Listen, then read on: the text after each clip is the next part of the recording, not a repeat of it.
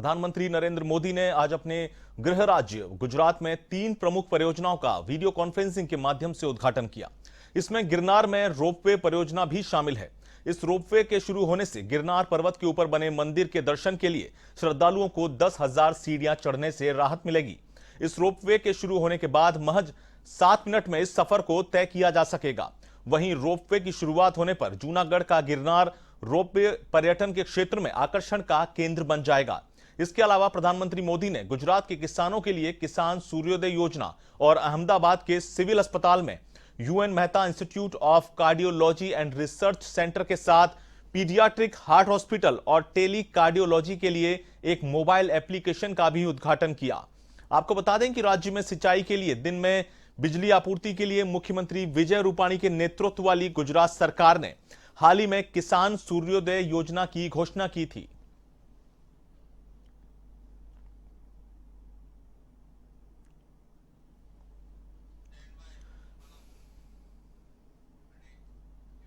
केंद्रीय वित्त मंत्रालय ने लोन मोरेटोरियम की अवधि के दौरान ब्याज पर ब्याज में छूट के लिए दिशा निर्देश जारी कर दिए हैं।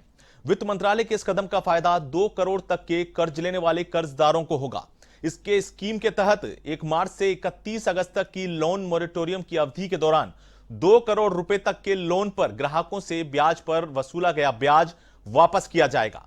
सुप्रीम कोर्ट ने इस मामले में सुनवाई करते हुए सरकार को जल्द से जल्द कदम उठाने को कहा था।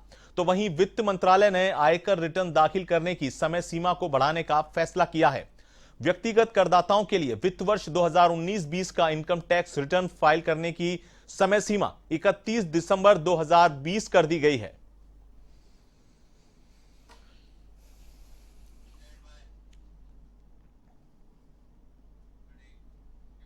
बिहार विधानसभा चुनाव 2020 के लिए राष्ट्रीय जनता दल ने अपना घोषणा पत्र जारी किया। महागठबंधन की ओर से मुख्यमंत्री पद के दावेदार तेजस्वी यादव, मनोज झा सहित कई वरिष्ठ नेताओं ने पटना में घोषणा पत्र जारी किया। 16 पेज के इस घोषणा पत्र को हमारा प्रण संकल्प बदलाव का नाम दिया गया है। घोषणा पत्र में राजद ने बिहार के बेरोजगार युवाओं को 10 लाख नौकरी देने का वादा दोहराया है। इसके अलावा बेरोजगार युवाओं को 1500 रुपए बेरोजगारी भत्ता देने का भी वादा किया है। सरकारी नौकरियों का फॉर्म भरने के लिए बिहार के युवाओं को आवेदन शुल्क नहीं देना होगा।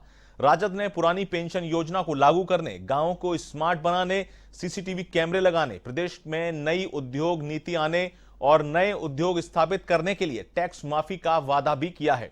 इसके साथ ही सरकारी नौकरी में बिहार के युवाओं को तरजीह देने के लिए राज्य सरकार डोमिसाइल पॉलिसी लाएगी। सरकारी नौकरियों के 85% पद बिहार के युवाओं के लिए आरक्षित किए जाएंगे। इसके अलावा किसानों का कर्ज माफ करने की घोषणा की गई है। गौरतलब है कि इससे पहले महागठबंधन की ओर से भी संयुक्त घोषणा पत्र जारी किया गया था। अब राजद ने अलग से अपना घोषणा पत्र जारी किया है।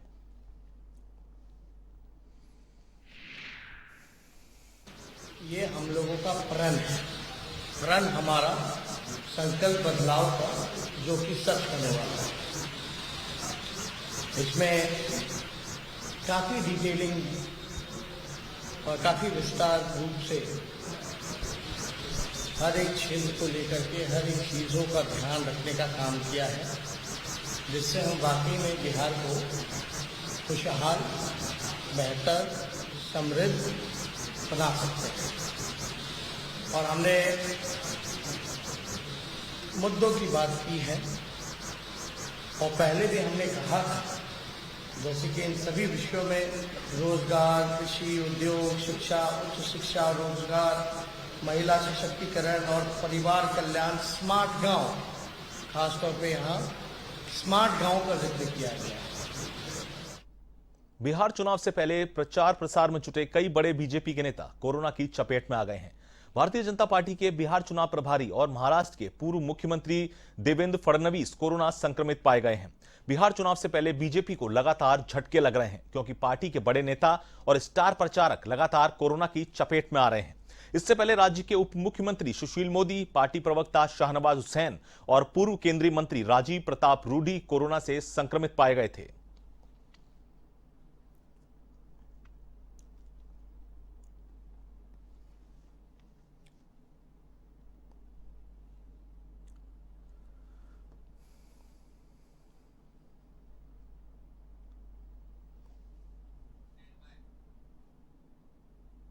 जम्मू कश्मीर की पूर्व मुख्यमंत्री महबूबा मुफ्ती के आवास पर गुपकार घोषणा हुई। इस बैठक में फारूक अब्दुल्ला ने कहा कि जो लोग प्रचार कर रहे हैं कि गुपकार राष्ट्र विरोधी है, वो गलत है। हम भाजपा के विरोधी हैं और इसका मतलब यह नहीं है कि राष्ट्र विरोधी हैं। बीजेपी ने देश और संविधान को नुकसान पहुंचाया है। हम चाहते हैं कि जम्मू कश्मीर के लोगों का अधिकार वापस किया जाए।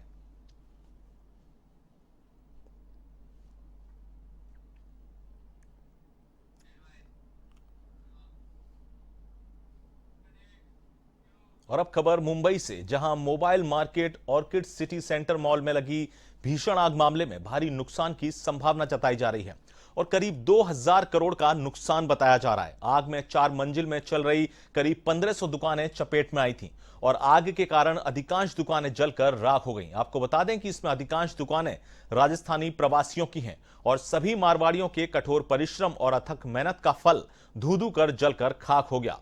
फिलहाल सरकार की ओर से भी व्यापारियों को मदद का आश्वासन दिया गया है। वहीं सीएम अशोक गहलोत ने महाराष्ट्र के सीएम उद्धव ठाकरे से फोन पर बात की। इस दौरान सीएम ने व्यापारियों को राहत देने की अपील भी की।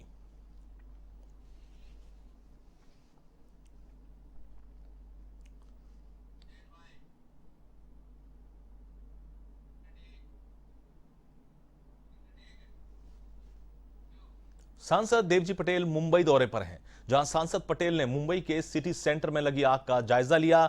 इसके साथ ही यहां के प्रवासियों व्यापारियों से भी मुलाकात की।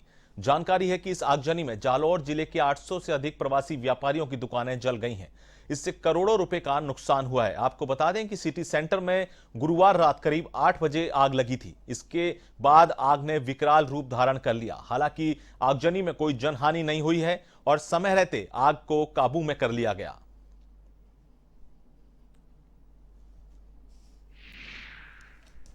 कल मुख्यमंत्री जी उद्धव ठाकरे साहब से हमने ये मांग भी की है कि एक कोई आर्थिक दृष्टि से हम इनको मजबूत करें, ऐसा एक सोच रखते हुए हमें कोई प्लान बनाना चाहिए।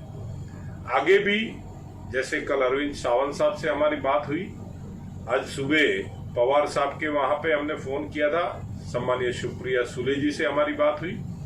सब लोगों ने इसके प्रति, राजस्थान वालों के प्रति हमदर्दी रखते हुए चिंता व्यक्त की है। राज्य निर्वाचन आयोग की ओर से शनिवार को जिला परिषद और पंचायत समिति सदस्यों के चुनावी कार्यक्रम की घोषणा कर दी गई। यह चुनाव 4 चरणों में होंगे। पहले चरण के चुनाव 23 नवंबर को, दूसरे चरण के 27 नवंबर को, तीसरे चरण के 1 दिसंबर को और चौथे चरण के चुनाव 5 दिसंबर को होंगे। इसके बाद 8 दिसंबर को मतगणना की जाएगी और 10 दिसंबर को जिला प्रमुख और प्रधान बनेंगे। साथ ही 11 अक्टूबर को उप प्रमुख और उप प्रधान बनेंगे। आपको बता दें कि राज्य निर्वाचन आयोग की ओर से कोरोना काल के दौरान एक के बाद एक बड़े चुनाव कराए जा रहे हैं। पंचायत चुनाव के बाद अभी निगम चुनाव कराए जा रहे हैं। साथ ही अब आयोग ने जिला परिषद और पंचायत समिति सदस्यों के चुनाव की घोषणा कर दी है। आयोग की ओर से सभी चुनाव कोरोना गाइडलाइन की सख्त पालना के साथ कराए जा रहे हैं। तो अब जिला परिषद और पंचायत समिति सदस्यों के चुनावों की घोषणा कर दी गई है। 4 चरणों में इन चुनावों को किया जाएगा। प्रथम चरण के लिए 23 नवंबर को मतदान किया जाएगा।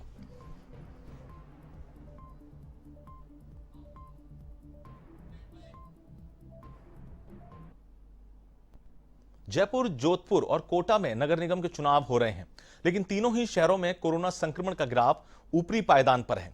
प्रतिदिन तीनों शहरों में 700 से अधिक केस सामने आ रहे हैं। ऐसे में कोरोना संक्रमण के बीच निर्वाचन विभाग की ओर से चुनाव करवाना किसी चुनौती से कम नहीं। तीनों शहरों में कोरोना संक्रमितों की संख्या करीब 10,000 है। जिला निर्वाचन अधिकारी अंतर सिंह नेहरा ने बताया कि यदि संक्रमित मतदाता मतदान की इच्छा व्यक्त करता है तो सीएमएचओ संबंधित पीठासीन अधिकारी से संपर्क कर ऐसे व्यक्ति के मतदान के लिए समय निर्धारित कराकर उसे सूचित किया जाएगा। ऐसे व्यक्ति का मतदान सबसे अंत में स्वास्थ्य कर्मियों की देखरेख में कराया जाएगा। साथ ही ऐसे व्यक्ति की पहचान के लिए पीपीई किट, मास्क नहीं हटवाया जाएगा। इसी के तहत चिकित्सा विभाग की ओर से संक्रमित मरीजों की सूची जिला निर्वाचन विभाग को सौंपी जाएगी। कोविड में लगाए गए नोडल अधिकारी वार्डवार सूची तैयार कर आरओ के पास भेजेंगे और जो मतदान करने की स्थिति में होंगे उन्हें 5 बजे मतदान केंद्र पर लाया जाएगा।